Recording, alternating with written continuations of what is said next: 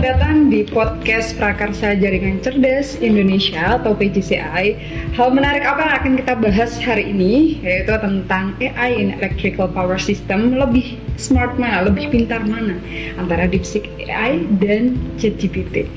Oke, pembahasan kita kali ini akan dihadirkan oleh para ahli di bidangnya.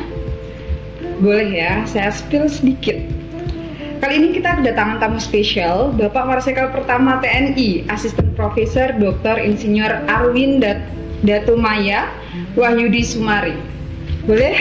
Ya. Kita beri aplaus ya teman-teman. Selamat siang Bapak. Selamat siang. Sehat? Alhamdulillah. Ini beliau luar biasa sekali. Boleh ya teman-teman saya bacakan gimana perjalanan beliau untuk membentuk ahli AI Indonesia saat ini. Sosok hari ini dari militer. Ya, Bapak Arwin ini dari perjalanan pendidikannya sudah memfokuskan di teknik elektro. Karena sudah bisa dilihat ya teman-teman, beliau Angkatan Udara, TNI Angkatan Udara. Jadi beliau dulu sudah pernah mencapai yang namanya Adimakayasa, betul Pak? Betul. Ya. Jadi untuk informasi aja teman-teman, Adimakayasa itu suatu pencapaian di TNI Pak ya? Di pendidikan akademi. Yap. Militer. Yap, di Akademi Militer Adimakayasa itu seperti cum laude mungkin ya teman-teman. Ya seperti itu. Itu Adimakayasa di jurusan elektronika tahun 91 Angkatan Udara. Ya. Akademi Angkatan Udara. Betul. S1 teknik elektro linear sampai magister dan doktoral pun teknik elektro. Udah expert banget ya. Apa sih buktinya? Buktinya akan saya bacakan. Boleh Pak ya? Boleh. Oke. Ya, Bapak Arwin. Beliau ini expert banget di AI. Karena nanti bisa di search ya teman-teman. Beliau Kepala Cognitive Artificial Intelligence Research Group. Bener Pak ya? Ya. Sekaligus Dewan Pembina dan Co-founder Indonesia Artificial Intelligence Society. Tuh, double ya. Tambah lagi nih, anggota senior Indonesia Cyber Security Forum. Dan beliau juga associate member pada Institute of Electrical and Electronics Engineers sejak 2023. Dan satu lagi, spillnya nih, beliau penerima penghargaan APDI Award bidang teknologi Cognitive Artificial Intelligence. Luar biasa. Boleh ya minta tepuk tangannya teman-teman. Oke, seperti janji saya yang di awal, kita mau bicara soal AI di electricity. Dan boleh kita sama bersama Bapak Edi. Ya, Bapak Edi. Ini dia. Ya, Bapak Edi Widiono. Tahun berapa beliau lahir? Ya, nanti bisa jadi kuis ya teman-teman. Buat Bapak Edi Widiono, seperti yang kita tahu, beliau sudah expert banget, sudah dipercaya 2 periode Pak ya di PLN. Alhamdulillah sudah 2 periode dipercaya di PLN. Di direksi PLN 2 periode. Iya, di direksi PLN sudah 2 periode. Beliau juga, Insya Allah keren banget teman-teman. Dari S1, S2 sampai S3 pun beliau adalah jebolan dari University of London, benar Bapak ya? Enggak, S1 saya ITB. Oh ya, oke, S2-nya S2 yang saya di Imperial College. Oh, Imperial College. Oke, Imperial College teman-teman. Dia setor saya di ITB. Oh, di ITB juga ya? Saya S1, S2, S3 ITB. Sesama ITB nih teman-teman, minder ya.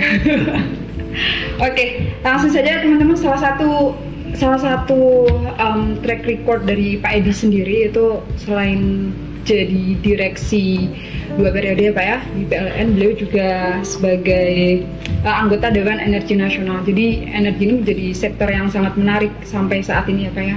Apalagi ketika kita gridkan dengan AI seperti itu.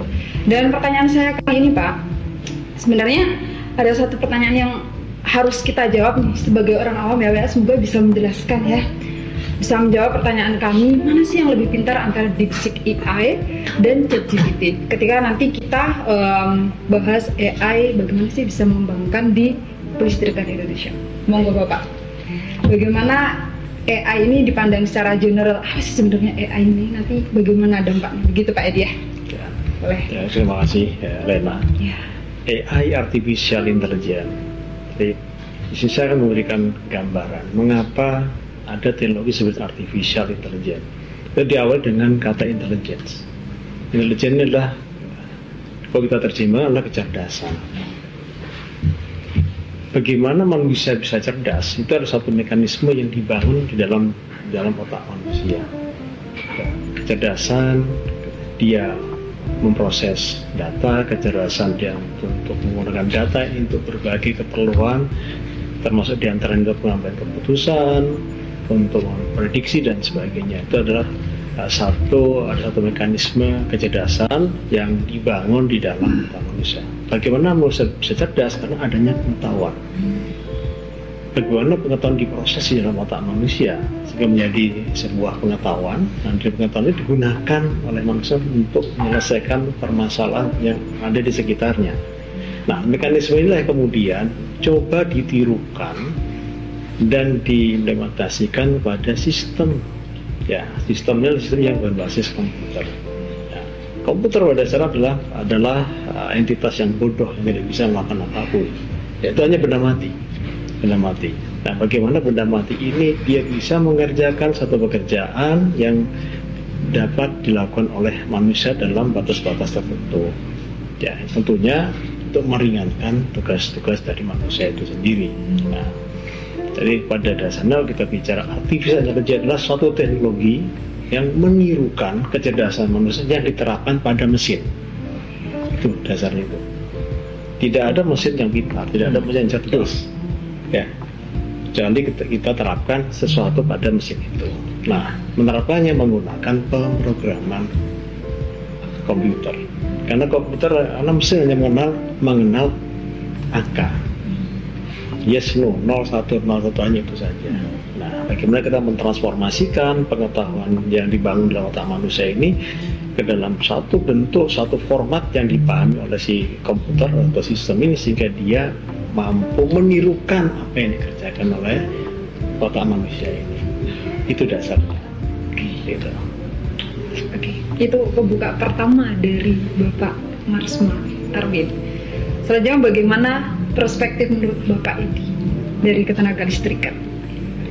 Baik, sistem penyediaan tenaga listrik di dunia dimanapun itu mengalami beberapa dinamika sekarang ini, ya. Dan dinamika yang dialami Indonesia misalnya adalah bagaimana kita memenuhi kecukupan listrik, ya. Di masa lalu kecukupan listrik sehingga pembangunan sektor kelistrikan itu dilakukan secara masif melalui pembangunan pembangkit skala besar, ya, berbahan bakar fosil karena ya memang pada waktu itu kita percaya bahwa batu bara, fosil, minyak itu kekayaan alam kita yang harus kita pergunakan sebesar-besarnya untuk memakmurkan rakyat. Ya. Tetapi perkembangan dunia menuntut bahwa kita harus menggunakan energi bersih, ya. Dan energi bersih kita itu yang tersedia memang cukup besar. Ada air, hidro, ada panas bumi, ya. Dan juga ada potensi energi surya maupun energi angin, ya. Oh ya, tidak lupa satu lagi adalah panas bumi tadi sudah, ya. Jadi perkembangan ke arah energi terbarukan tadi mempunyai suatu dimensi spasial juga. Kalau tadi pusat-pusat listrik itu terpusat besar-besar, sekarang ini dia mulai tersebar. Mulai kita memanfaatkan membagi-bagi skala kecil, hidro maupun dan karena sebaran tadi maka kita menyebutnya distributed energy resource, tersebar. Nah, berikutnya karena distributed energy resource juga terbatas, kita mulai melirik jenis energi lain, yaitu surya, kemudian angin, dan kemungkinan akan datang adalah gelombang atau arus laut. Nah, betul.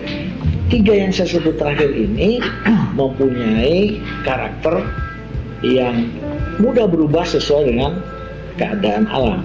Ya. Itu yang disebut dalam bahasa teknis kita intermittency, ya. Nah, berkait dengan intermittency inilah ya timbul permasalahan-permasalahan ya, misalnya gimana kita meramalkan nih ya berapa besar radiasi matahari dalam beberapa jam ke depan gitu. Karena kalau misalnya ada awan lewat ya, itu PLTS tidak bekerja turun. Kalau anginnya mati ya, angin-anginan gitu anginnya mati ya. Tiba-tiba anginnya berhembus kencang pemakaian naik. Nah, itu harus bisa diantisipasi oleh jaringan listrik, karena pada prinsipnya listrik itu sedapat mungkin tidak disimpan, karena biaya penyimpanan listrik itu mahal ya. Jadi gimana caranya mencari balance antara supply dan demand. Nah, disitulah berkembang ilmu pengendalian sistem tenaga listrik yang semakin lama semakin kompleks karena variabelnya makin banyak gitu kan. Dan itu barangkali sudah di luar kemampuan otak manusia untuk proses ya. Begitu banyak variabelnya, di sanalah mulai masuk information technology, komputer, IT ya, kecerdasan itu ya. Lama-lama kalau kita mencoba memecahkan masalah itu, maka operator tetap menghadapi banyak masukan ya. Dari misalnya ada masukan dari sensor cuaca, ada masukan dari kapasitas pembangkit yang sudah terkendala, ada masih bingung juga kan operatornya kan. Akhirnya carilah cara supaya ada kecerdasan yang membantu dalam membuat keputusan. Itu masuklah di situ ya. Jadi AI, penggunaan AI di sektor tenaga listrikan memang merupakan bagian atau tantangan yang saat ini dihadapi oleh jaringan cerdas atau smart grid Indonesia. Begitu besarnya. Ya, saya mau menambahkan dari Pak Edi, itu betul. Bagi saat ini sistem yang digunakan di tenaga listrik semakin kompleks. Ya. Mengapa semakin kompleks? Karena memerlukan data yang sangat kompleks juga, dan itu lebih tidak mampu dicapai oleh kemampuan komputasi otak manusia. Ya, otak manusia memang luar biasa. Sel saraf di otak manusia bermiliar-miliar, tapi mereka tidak bisa mengkomputasi dengan sangat cepat. Nah, oleh karena itu kita butuhkan suatu teknologi cerdas yang mampu mengolah data yang sangat banyak ini, kemudian dilakukan suatu komputasi dengan suatu metode tertentu, algoritma tertentu, sehingga menghasilkan suatu output yang menjadi landasan untuk pengambilan keputusan dalam bentuk suatu prediksi dan sebagainya. Contoh seperti yang sederhana, salah satu teknologi dari yang kami kembangkan namanya knowledge growing system, itu sistem berpengetahuan tumbuh. Ya. Alhamdulillah patennya sudah granted Pak. Akhir tahun lalu Pak. Dan baru ya Pak. Ya, itu patennya paten canggih dari profesor saya sudah granted, dan itu sebenarnya sudah digunakan untuk memprediksi penggunaan energi di daerah Nemberala. Oke. Nemberala di daerah Pulau Lombok itu. Ya. Di Indonesia berarti. Di Indonesia betul. Jadi memprediksi penggunaan energi di satu wilayah di Pulau Rote di Nemberala ini. Jadi kapan dia menggunakan energi terbarukan, kapan menggunakan fosil. Nah, dia dihitung, diprediksi dari jam berapa sampai jam berapa digunakan RE, dari jam berapa dari jam berapa menggunakan yang fosil. Saya dapat dioptimasi. Ya. Jadi memaksimalkan penggunaan RE ya untuk menggantikan fosil. Saya digunakan di sana Pak. Alhamdulillah. Dan tadi saya oleh dan juga AI digunakan untuk memprediksi tadi kita mempunyai pembangkit listrik tenaga angin, tenaga gelombang laut. Kita bisa memprediksi kapan gelombang itu mencapai puncak besar dengan informasi dari BMKG misalnya. Kemudian kapan angin mencapai titik terbesarnya sehingga dia akan memutar kincir-kincir angin. Karena saya pernah berkunjung ke satu pulau di Maluku, di sana terpanjang di Pulau Tai Pak Edi, banyak kipas angin besar di atas tuh, penghasil tenaga angin. Tapi wind itu, tapi sayangnya tidak banyak bekerja Pak.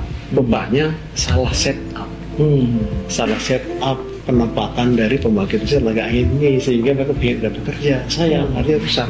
Nah, dengan menggunakan AI kita bisa memprediksi lokasi-lokasi mana yang menghasilkan sumber angin paling optimal, sehingga instalasi dari kincir-kincir angin ini akan bekerja memberikan energi listrik yang paling optimal. Nah, ini nyambung ini sedikit ya. Sebenarnya kenapa kok bisa begitu gitu ya? Kok kita bisa salah tempat? Sebenarnya AI itu yang paling penting menurut hemat saya memerlukan set data ya yang kalau bisa jangka waktunya panjang gitu ya. Long term. Kalau kita membangun sesuatu dengan data kemarin, insya Allah minggu depan udah nggak laku datanya gitu. Jadi harus memang kembali kepada masalah, dan ini saya kira merupakan ciri dari AI khususnya di sektor kelistrikan adalah bahwa kita harus sangat paham dan rajin mengumpulkan data, gitu ya. Nggak mungkin ada, kalau kata nggak mungkin barangkali nanti diralat karena ada cara untuk membangun AI gagasannya. Tapi saya melihat bahwa the real AI itu akan berfungsi dengan baik kalau database-nya, datasetnya itu cukup padat ya, dan jangka waktunya cukup panjang begitu, sehingga dia bisa belajar dari masa lalu ya, kemudian dengan apa istilahnya Pak ya, dialog dengan interaksi dengan yang lain, mempertajam prediksinya ke depan itu. Nah, kita terus terang aja ya, ini saya tadi mendengar cerita Mas Arwin apa yang sudah dicapai di pulau mana tadi ya? Di Pulau Rote, di Limberala, kampung Limberala. Dalam hati saya mudah-mudahan pengen tahu gitu ya. Apa itu begitu? Karena saya kira saya belum pernah mendengar nih soal PLN mempunyai kemampuan untuk memprediksi gitu ya. Kalau memprediksi cuaca barangkali sudah bisa, tapi sudah punya layanan. Ada services yang melayani kita dengan prediksi cuaca yang bisa digunakan di dalam. Tapi kalau ini bisa mengatur data itu sehingga tahu kapan pakai energi terbarukan, kapan pakai fosil, itu barangkali kok saya belum dengar itu di PLN ya. Ini kawan-kawan PLN mesti mencari Pak Arwin untuk belajar nih bagaimana caranya. Kolaborasi bareng. Iya. Jadi kita sudah kolaborasi sekarang ini. Saya dengan Pak Edi sudah lama kolaborasi. Baru sekali muncul bersama. Pagi banget teman-teman ini ilmunya. Oke, berarti itu tadi menunjukkan bahwa apa yang disampaikan oleh Pak Arwin ya, ketika yang sudah diterapkan di Pulau T bisa tahu nih kapan kita pakai RE, kapan kita pakai fosil. Itu bisa merujuk ke yang disampaikan Pak Edi, ketika kita pakai RE udah habis nih, itu memperkecil kita dalam menyimpan energi, karena energi sebaiknya tidak disimpan yang Bapak katakan. Seperti itu. Terlalu mahal saat ini ya. Nah ya memang harga penyimpanan tuh, harga baterai turun ya, tapi nggak tahu, saya ada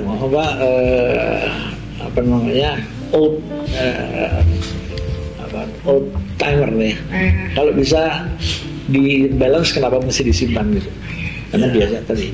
Karena kalau dari dulu penyimpanan energi itu kami lakukan melalui yang disebut pump storage. Jadi energi lebih dipakai memompa air ke atas, nanti pada malam hari air itu dipakai lagi turunin gitu ya. Dan itu ada loss sekitar 20-30% dari proses itu. Sayang kan kalau kita bicara energi beberapa gigawatt hours ya, berapa ribu megawatt hours, ini signifikan lossesnya itu. Terus ini Pak, saya penasaran lagi nih. Ketika banyak variabel yang berpengaruh untuk decision maker, kita menentukan keputusan gimana nih, mau masang ngadep utara atau selatan nih, itu berarti kan banyak banget variabel yang digunakan gitu. Apakah di AI ataupun dari perspektif Bapak ya Pak, ketenaga listrikan datasetnya bagaimana? Itu apakah ada data yang harus banyak banget dikumpulkan atau bisa pakai yang history, yang simple? Ada yang simple nggak? Ada yang kompleks mungkin? Dia mengenai masalah data, ini kita juga harus hati-hati. Tidak semua data yang kita kumpulkan dapat digunakan. Ya, prinsip tentang garbage in, garbage out itu masih berlaku di dunia teknologi informasi ya. Kalau kita masukkan datanya garbage, maka outputnya pasti garbage. Maka kalau kita bermain dengan AI khususnya, Ya ini kita anggap seperti anak kecil lah gitu, anak kecil yang belum tahu apa-apa. Kertas putih. Kalau kita berikan dia titik hitam, maka yang dia ingat adalah titik hitam itu. Kalau kita berikan dia hiasan yang indah, maka itu yang akan dia ingat. Lebih ke psikologi juga Pak ya? Ya, karena pendekatan AI saya bangunlah dari psikologi. Dari psikologi, Ya, benar Pak? dari kognitif psikologi. Kognitif. Psikologi, betul. Ya. Jadi kita harus mengajarkan dia dengan yang benar. Oke. Kalau kita ajarkan yang benar, maka kita memberikan gold in, maka gold out. Kita masukkan dia emas, maka keluar juga akan emas. Nah, jadi jangan kita berikan dia garbage. AI itu tidak beda dengan kita punya anak. Kita ajari dengan baik, hasilnya akan baik. Kita ajari buruk, hasilnya juga akan buruk. Berapa banyak data itu harus kita namanya cleansing. Kita bersihkan dulu, kita filter. Kita tidak mungkin memberikan satu ilmu yang buruk pada anak kita. Ya, maka harus kita bersihkan. Kita bersihkan baru kita berikan pada AI. Sama hal dengan data dari kelistrikan yang kita harus cleansing dulu.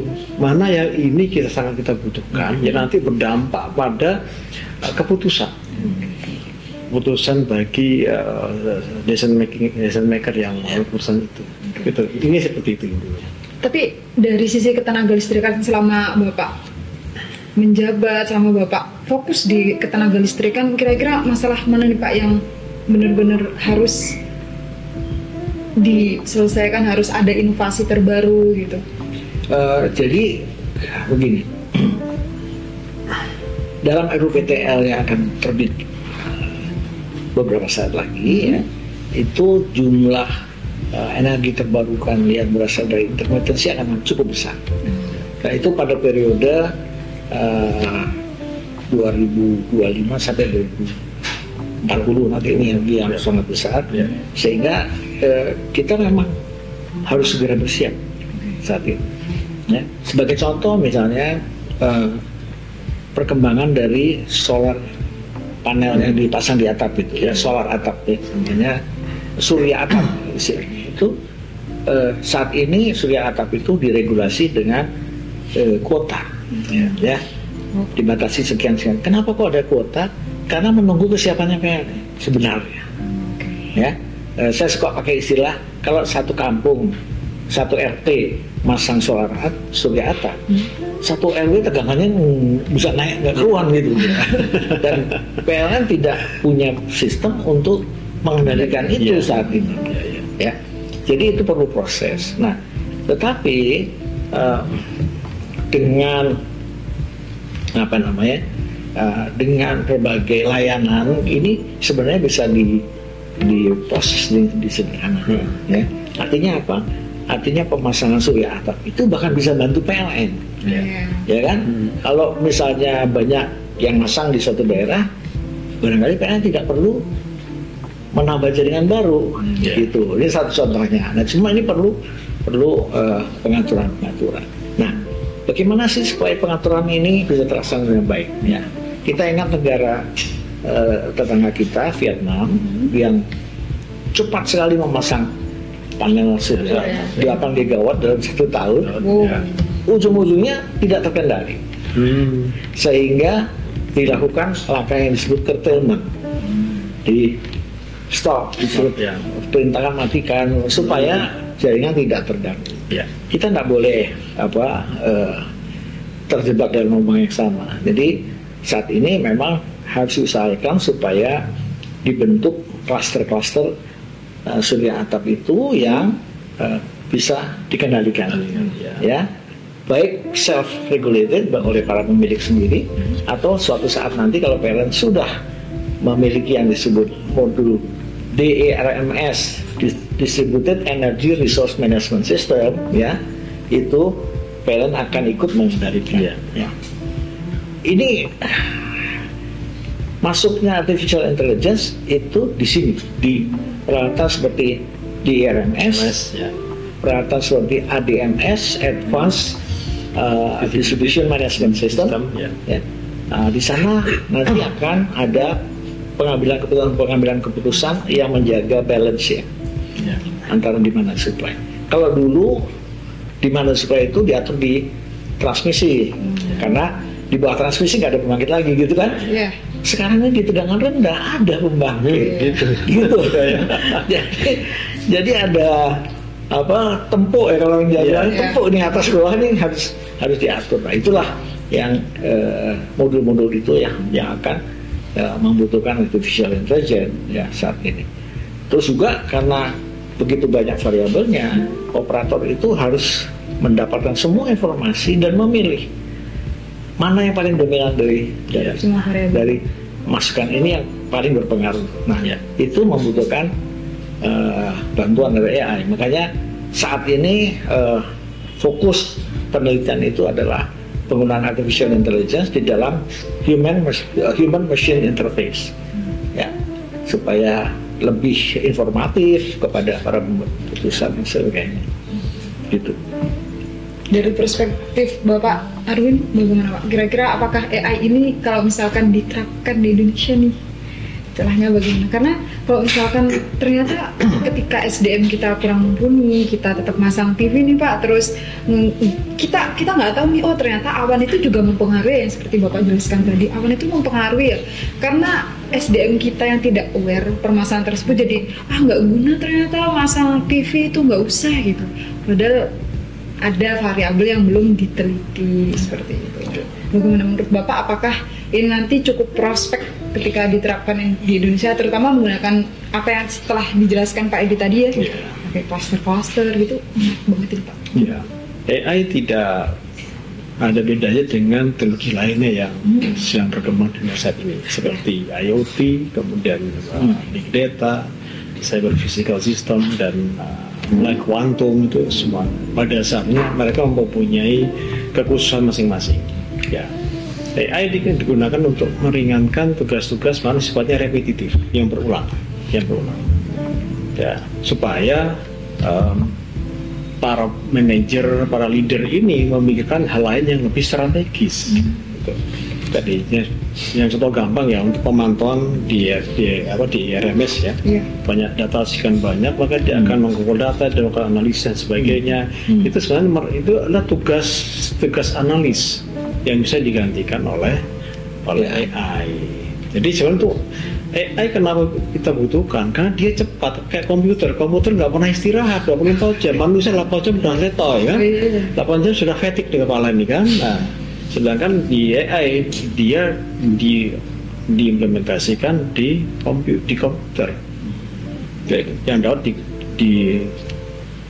dipekerjakan 24 jam 7 hari tanpa henti. Salah satunya kelemahan adalah bila dicabut listriknya selesai. Nah, maka itu penting, menurut Pak Edi penting sekali kan. Komputer AI tidak akan bekerja tanpa adanya sumber daya energi, gitu. Ya, jadi sebenarnya AI ini adalah untuk mempercepat decision making, mempercepat prediksi, ya, sehingga manager, leader tidak lagi perlu pusing-pusing, ini gimana, nggak perlu juga mana-mana sama anak buah juga, ya, biarin aja ayahnya bekerja, kita mikir yang lain, misalnya kita gimana cara meningkatkan profit, gimana kita meningkatkan pelayanan pada masyarakat, that's all gitu. Dari perspektif leadership ya Pak, ini masuk banget Pak, karena dari manajerial leadership ya, terutama ketika kita mencari solusi atau alternatif terbaik untuk sisi operasionalnya, ya tentu kita akan menjalankan tugas masing-masing sesuai porsinya. Jadi ini menurut saya sangat menarik banget ya teman-teman. Jadi AI bisa diterapkan dalam listrikan Pak ya, terutama dalam sisi teknis yang bos jadi nggak perlu marah. Jadi electricity biar lebih handal, biar lebih efisien. Dan satu lagi, setiap saat manajer bisa minta, keluarin dong datanya. Mau jam 12 malam, mau jam 5 pagi, habis sholat tahajud kayak mau sholat isya, whatever it needs, minta. Ya, dan nggak perlu pakai telepon lagi. Kadang-kadang kalau kita masih bergantung pada manusia, ada kita, wah saya lagi ngantar isi belanja, wah saya lagi ternak teri, tahu ternak teri? Nah itu seperti itu kan. Wah saya nggak pakai lupa. Nah ini kan terlalu banyak tuh many reason lah, terbanyak alasan. Kalau dengan AI asal terkoneksi, apalagi sifatnya online, ya real time, anywhere. Bicara kan pemerintah menggalakkan work from anywhere. Padahal konsep itu sudah saya sampaikan 2 tahun yang lalu. work from anywhere, and any devices, any equipment yang terkoneksi dengan internet sudah selesai. Ada satu aspek dari AI yang akan sangat merubah rona mengelola kelistrikan. Ini saya ambil contoh misalnya. Dulu KWH meter kita itu kan diperiksa oleh Badan PLN setiap bulan, sebulan sekali kan? Betul guys. Cek. Ya, benar-benar. catat dari catatan itu keluar tagihan, Ya. ya kan? Ya. Keluar tagihan. Lama kan kadang-kadang ada istilah nggak dicatat tapi ditembak, kira-kira sekian, Ya. keluar, ya. Itu satu kali sebulan. Ya. PLN kemudian merubah menjadi advanced meter infrastructure. Jadi pengambilan data itu dilakukan otomatis oleh meter, langsung dikirim ke server namanya, ke HAS namanya, head server. Dari situ masuk ke MDMS, Meter Data Management System. Ya. Itu berapa kali? Itu setiap 15 menit diambil datanya. Ya. Setiap 15 menit diambil sehingga terbentuk yang disebut profile penggunaan Iya. listrik. Ya, dari situ dengan analitik bisa dibaca sebenarnya. Ini kok tiap jam 5 pagi lampunya nyala, gitu kan, naik kan konsumsinya kan. Oh, kira-kira nih penghuni rumah ini muslim, mau sholat subuh kan gitu kan. Kamar mandinya kok tiap 2 jam nyala. Oh, penghuninya diabetes ini. Kira-kira gitu kan. Jadi memang ada informasi-informasi yang tambahan yang bisa kita derive, yang kita nggak bakal tahu kalau cuma ngambil datanya cuma sekali sebulan. Ya. Di dalam sistem ketenagalistrikan PLN sekarang akan dipasang yang disebut Phasor Measurement Unit (PMU). Ya, PMU itu scanning rate-nya Mbak 40 Hz. Berarti 140 watt, 140 kali setiap detik. Ya. Gitu. Nah, itu data yang dikirim. Jadi itulah sofistikasi dari teknologi yang sekarang. Nah, dengan data yang 140 Hz tadi nggak bisa lagi manusia yang ini apa bacaannya apa gitu, nggak bisa. Itu memerlukan satu sistem intelligence ya. Sehingga buat para praktisi listrik yang disebut parameter jaringan, parameter transmisi itu, kalau dulu zaman saya masih sekolah, saya mencari power angle sebutan saya itu pakai program komputer 2 hari, gitu ya. Sekarang instantaneous dapat. Nah, karena instantaneous dapat, kalau dihubungkan beberapa titik, maka akan kelihatan bagaimana kestabilan dari sistem kelistrikan itu dibentuk. Oh, ini aliran daya dari timur ke barat terlalu besar, sudut powernya melebar, stabilitasnya berkurang. Itu sesuatu hal yang sekarang dengan teknologi ini sudah makin bisa lakukan, sehingga operator nggak lagi kaget-kaget gitu kan. Ya, sekarang operator bilang, mas ini kok udah naik nih, sudut angle power angle-nya udah naik, ini harus kurangi transfer daya gitu. Itu contoh yang jadi sangat relevan gitu. Tapi ini kita belum menyentuh topik loh Mbak. Dari tadi kita ngomong kan topiknya apa itu? DeepSeek AI dan ChatGPT. Pinter yang mana? Tapi kalau berdasarkan informasi saya nih Pak, kalau berdasarkan apa yang saya dapetin tadi, sepertinya analytics menjadi keywords pembicara gitu. Iya. Analytics ya Pak ya. Bagaimana Pak? Itu dari perspektif Bapak DeepSeek AI atau ChatGPT membantu kita menganalisis tadi ya. Itu salah satu membandingkan pemenang Nobel satu dengan Nobel yang lainnya. Jadi tidak ada yang pintar dua-duanya. Ya, tergantung kebutuhannya untuk apa. Nah, kita harus memilah, melihat secara detail ChatGPT banyak digunakan untuk apa, DeepSeek digunakan untuk apa. Nah, gitu. Sama hal dengan kita memilih tools di AI, ya, itu sangat banyak toolsnya. Jadi AI itu rumah besar yang berisi berbagai macam metode algoritma yang menirukan kecerdasan manusia, ya. Karena manusia tidak, karena ada istilah namanya kecerdasan buatan, ya, is fine lah boleh, namun kecerdasan buatan, mengapa? Karena kita bisa menirukan buatannya Tuhan, Ya Tuhan yang bisa membuat kecerdasan, bukan manusia. Kita hanya bisa menirukannya kepada mesin. Nah, di dalam AI sangat banyak metode algoritma, dan salah satu dari metode algoritma adalah machine learning. Di machine learning itu juga sangat banyak metodenya. Salah satunya yang menonjol adalah neural network atau jaringan saraf neural yang menirukan. Machine learning sama deep learning apa beda? Nanti kita ke sana Pak. Kita ke sana.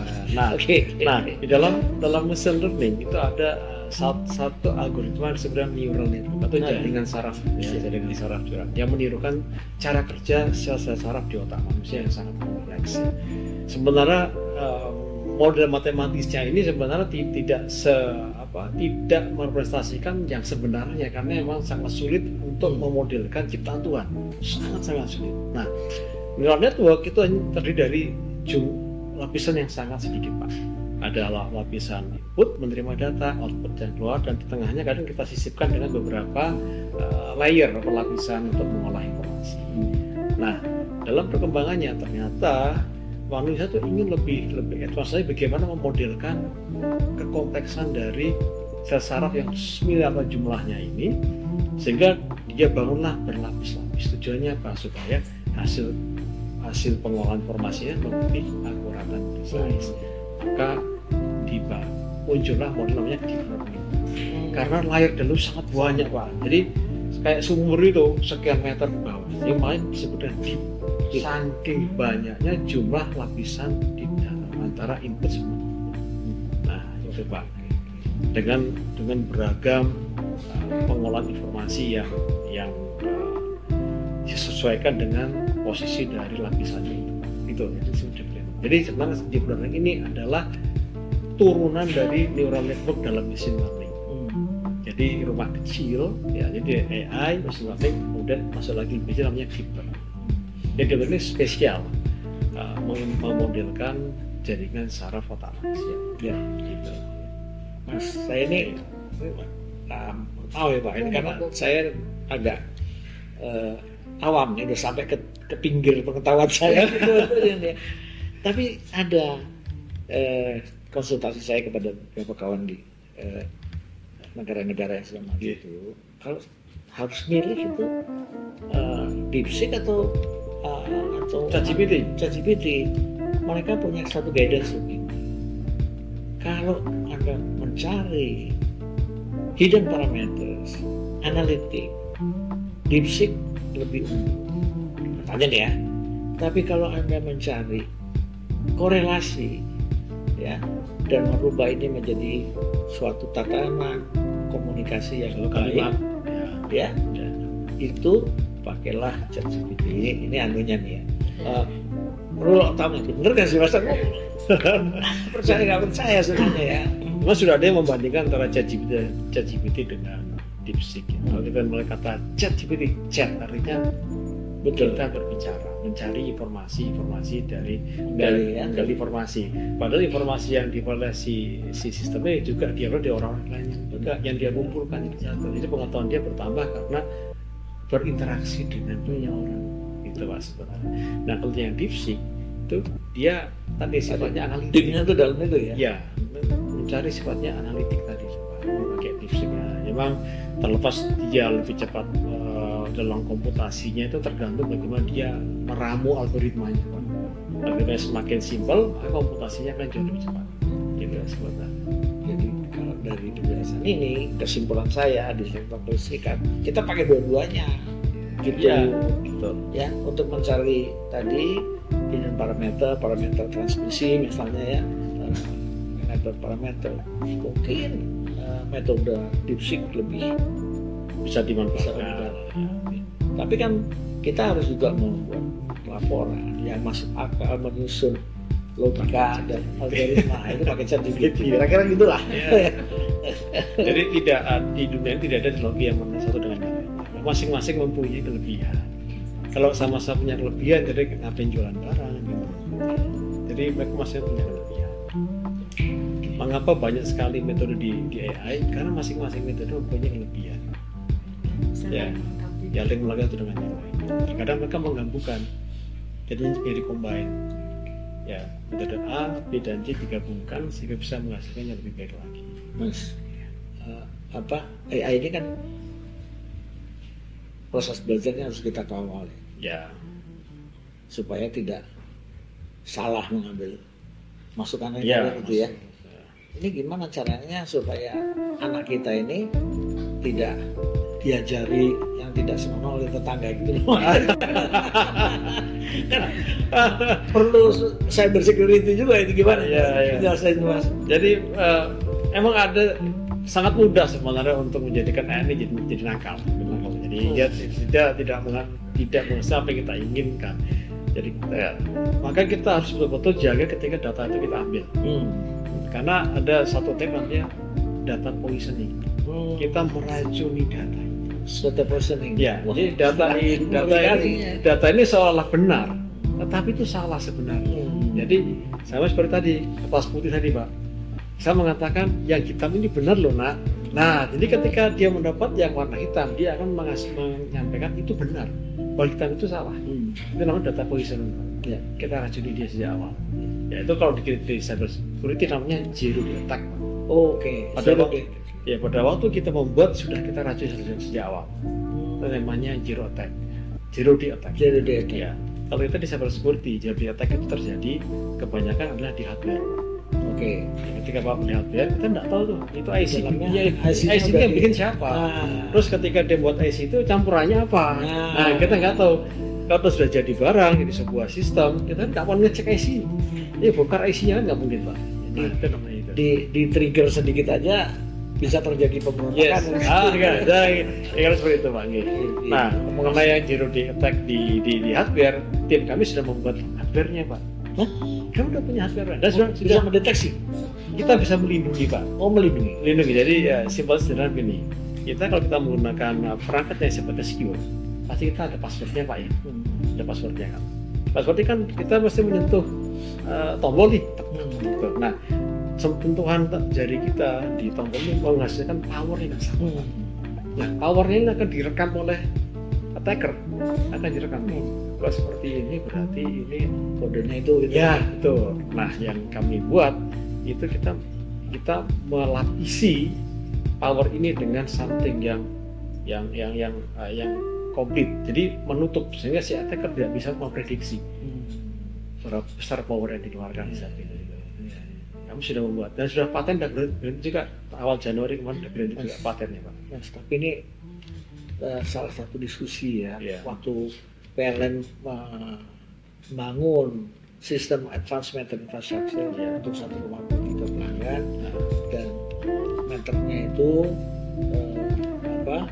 diisi anunya di luar negeri, maka timbul pertanyaan, mungkin nggak itu zero day attack kan disisipkan di situ.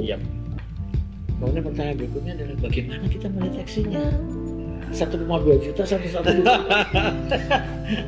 Makanya kita harus membuat itu. Kita harus melakukan revolusi industri IC dalam negeri. Harus kita dibuat supaya aman ya. Betul. Karena saya pernah belajar cara membuat IC. Ya, jadi saya tahu bagaimana cara mereka mengubah struktur itu. Ada ya memang pengetahuannya itu ya di Indonesia udah ada ya. Sudah, saya belajar tahun 94 Pak. 94? Itu biasa belajar ya Pak. Terus kemana nih orang pinter-pinter yang harus ini? Sekarang nggak muncul. Iya. Keren. Menarik banget ya Pak. Cuman ada dari netizen yang juga penasaran Pak sama wawancara. Boleh ya saya bacakan? Boleh. Ya, pertanyaan dari audiens. Bapak mohon izin dengan berkembangnya kemajuan AI. Boleh minum ya? Boleh, monggo. Ini jam-jam ya. Untuk bapak-bapak, apa yang harus dilakukan baik SDM sumber daya manusia maupun perangkatnya? Karena AI di dunia sangat berkembang pesat dan kita perlu menggunakan AI. Jadi apa yang harus dilakukan oleh SDM maupun perangkat? Gue Pak Diki. Kalau dari sisi pengguna ya, User. karena kita pengguna sistem AI tadi, memang kita memerlukan tenaga-tenaga yang memahami cara kerja, kemudian harus bisa mumpuni menguasai di dalam pendataan, pengelolaan data, kemudian mengkombinasikan, mengintegrasikan data itu. Karena misalnya ya, data listrik dari satu peralatan, dari satu trafo ya, itu terkait dengan waktu, kapan data yang diambil, dan juga terkait dengan lokasi, sehingga itu harus dikawinkan antara data listrik, data dari GIS (Geographical Information System) dan time tag dari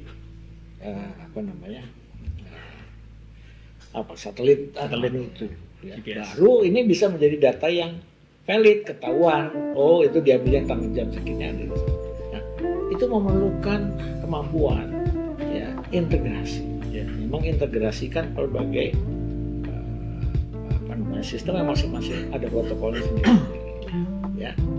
Kalau di IMI, kalau misalnya kita pakai DRMRS ya, itu atau kalau di substation pakai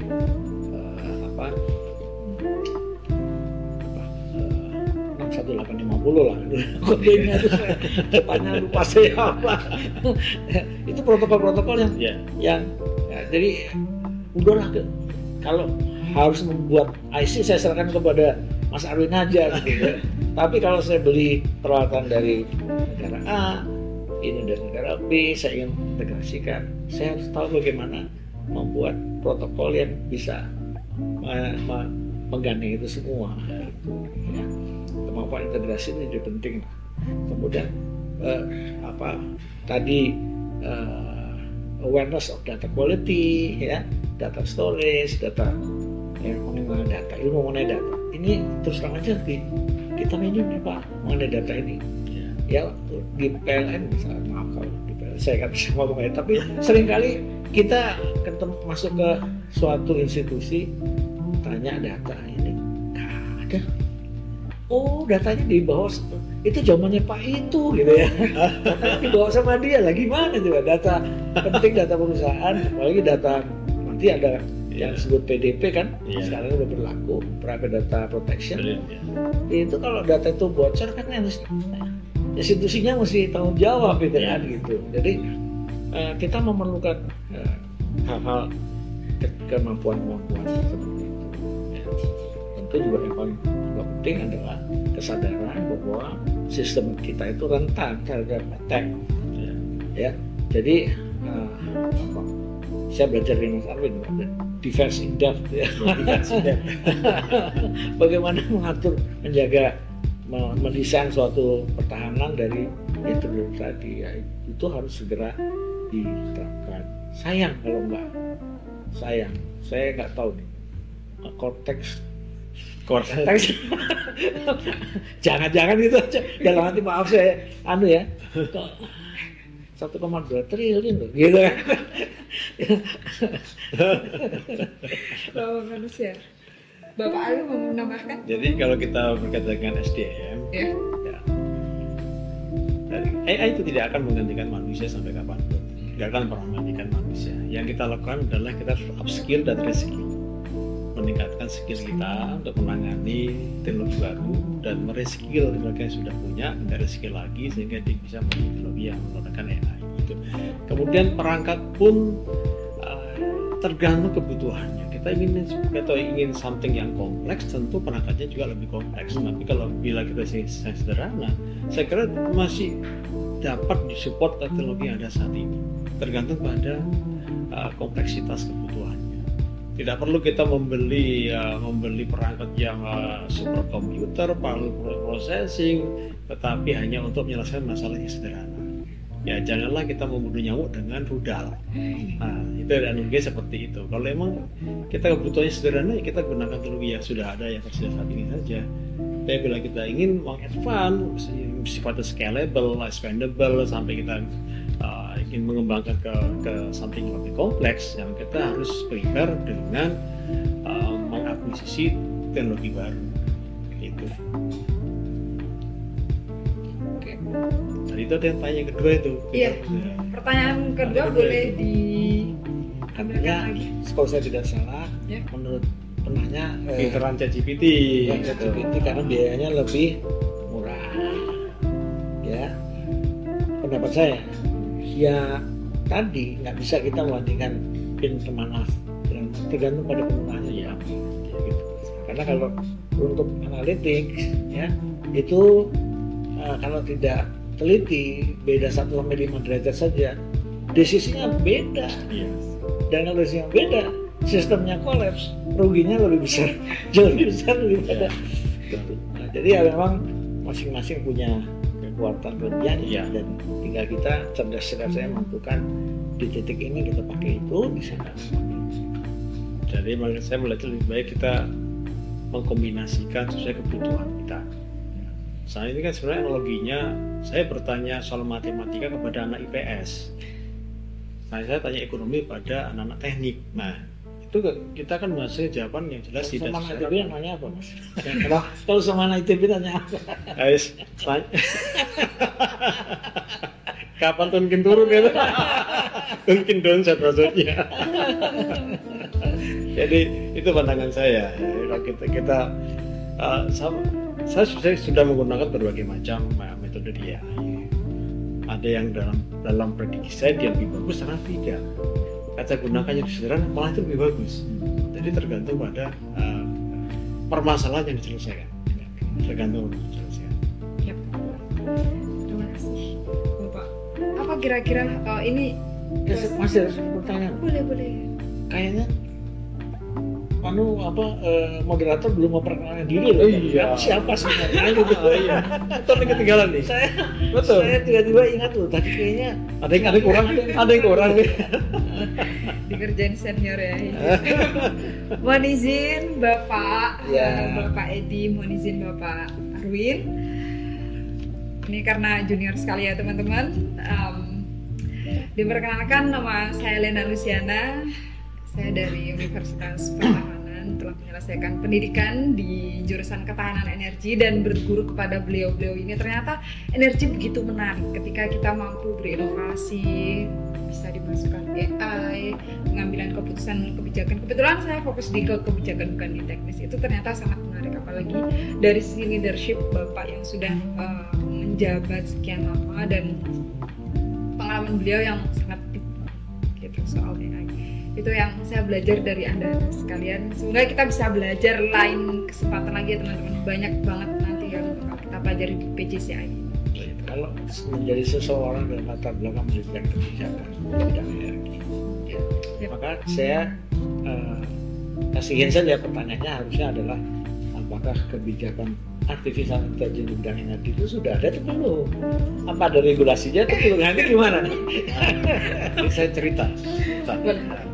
Tahun 2020 saya menjadi salah satu anggota tim yang menyusun dokumen negara strategi nasional kecerdasan artifisial tahun 2020-2045. Oke, sudah ada berarti ya? Sudah ada dokumen yang disusun negara untuk menjadi panduan kita untuk mengaplikasikan teknologi AI di berbagai sektor di Indonesia. Nah, memang fokus daripada strategi nasional ini adalah di bidang agromaritim karena negara kita negara agraris dan negara maritim, gitu ya. Nah, diharapkan pada tahun 2045 Indonesia ini menjadi five penguasa teknologi artificial intelligence untuk di agromaritim. Namun agromaritim tidak akan bekerja tanpa adanya dokumen energi. Nah, gitu. Maka di dalam itu kebetulan saya menjadi bagian dari kelompok kerja 4 yang menangani riset dan inovasi kecerdasan artifisial. Kami membangun roadmap untuk gimana kita mengaplikasikan teknologi AI ini untuk kepentingan masyarakat Indonesia. Nah, di dalam proyek itu ada pojok etika, bagaimana kita mengetikakan AI Indonesia. Kemudian ada pojok tentang infrastruktur dan data. Ya, kemudian ada pojok yang menyusun peraturan presiden untuk mengaplikasikan secara nasional artifisial itu. Gitu. Nah, termasuk Korika, Bapak tahu Korika? Ya. Korika itu kami inisiasi di situ, Pak. Inisiasi kami pada waktu kami di Pokja 4 itu, Pak. Ya. Kami yang bisa sekarang. Kami yang kami seorang dari anggota tim yang menginisiasi berdirinya Korika sebagai anggota dari IIS, Indonesia Artificial Society itu. Jadi kalau garis besar kebijakannya sudah tertata, apakah regulasinya sudah turun? Regulasi perpresnya sedang dalam proses kan.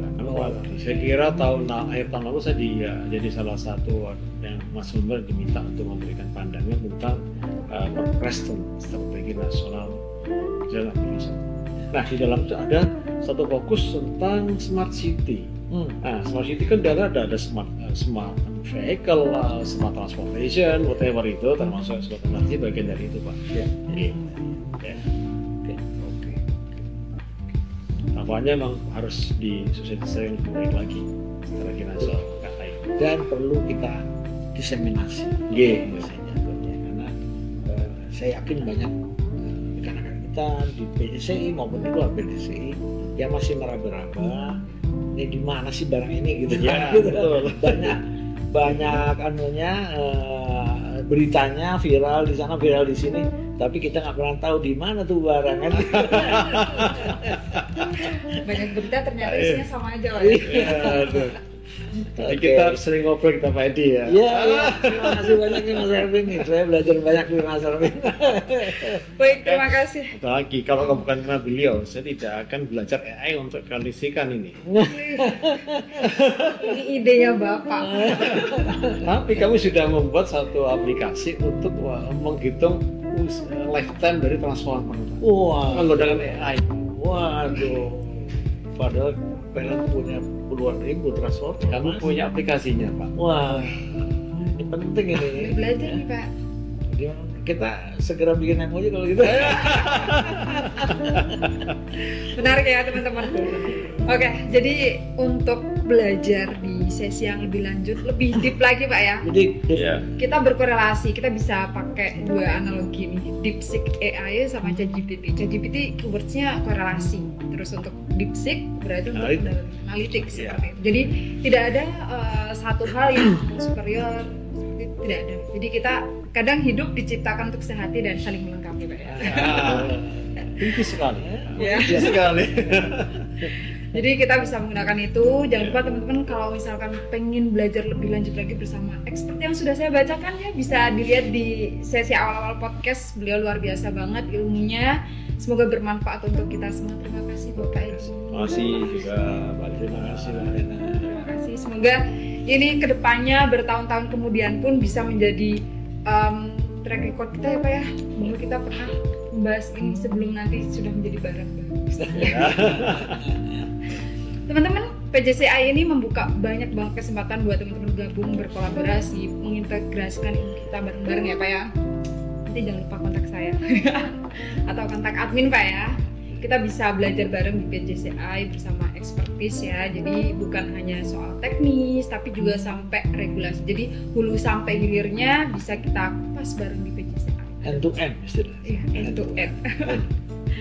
Baik, untuk penutup boleh ya Pak ya? Ya.